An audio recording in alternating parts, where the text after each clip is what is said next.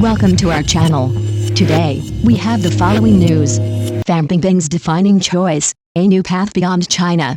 Bingbing's latest film Mother's Instinct, also known as Mother Bingbing, earned a nomination for the main competition at the 38th Tokyo International Film Festival.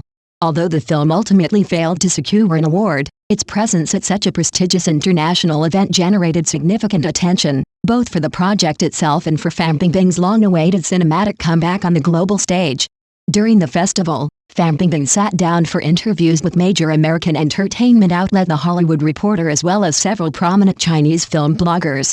In these conversations, she opened up about her journey with Mother's Instinct, reflecting on the role, the physically demanding filming process, and the deeply emotional themes woven into the story. Importantly, she also addressed ongoing questions about whether she intends to return to China's film industry after years of absence. When looking at these recent interviews alongside her filmography of the past few years, one message becomes clear: Bingbing has chosen a new direction, and she is staying firmly committed to it. Since the tax scandal in 2018, which resulted in a near-complete industry freeze for her in China, the actress has not participated in any domestic film production. Instead, she has expanded her creative path internationally, collaborating with filmmakers from multiple regions, including Korea, France, and now Malaysia. Though restricted in her home market, Bingbing has never stepped away from her passion for cinema. In Mother's Instinct, the film showcased at Tokyo, Bingbing plays Huang Im, a working mother living in a remote Malaysian village. By day, she labors tirelessly to provide for her family. But once night falls, she takes on a different identity, as a village shaman who tends to local women, casting out curses and cleansing their spiritual afflictions. This role is deeply rooted in cultural reality, as shamans, or bama, still exist in parts of Malaysia today. They serve as spiritual healers, mediators between the living and the supernatural. The film's director, Zhang Jiren, has a personal connection to this world. He is the son of a respected local shaman. Determined to bring authenticity to the screen, he personally trained Bingbing in traditional rituals, including how to inscribe protective symbols on her own skin. To fully immerse herself in the character, Bingbing spent an extended period living in the village, learning local customs, interacting closely with villagers, and even speaking several regional languages. Many scenes required her to work outdoors through late nights, leaving her body covered in more than 100 mosquito bites.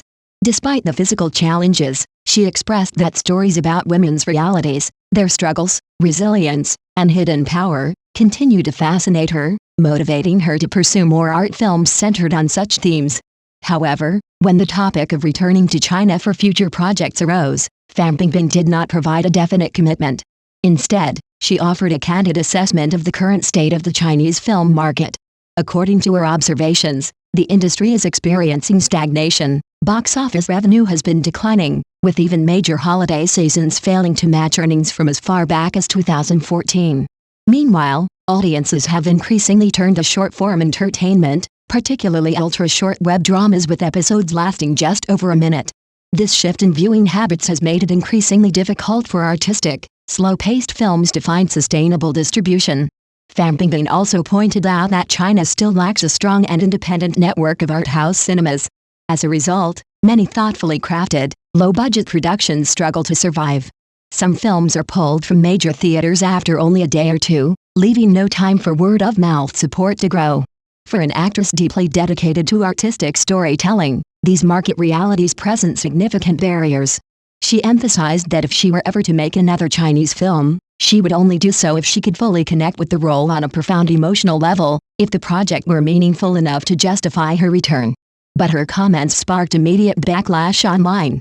Many Chinese netizens accused her of criticizing domestic cinema while simultaneously praising foreign productions for giving her opportunities. Discussion forums quickly filled with anger and nationalistic rhetoric, with some commenters arguing that Bingbing is intentionally distancing herself from China's entertainment industry. The controversy underscores a difficult truth: Bingbing's choice not to return to China is not without reason. She is navigating a new chapter of her career, one shaped by necessity, artistic conviction, and a desire to rebuild her reputation internationally. Whether audiences agree with her decision or not, one thing remains certain: Bingbing is determined to continue creating, exploring stories that matter to her, even if the path forward takes her far from home.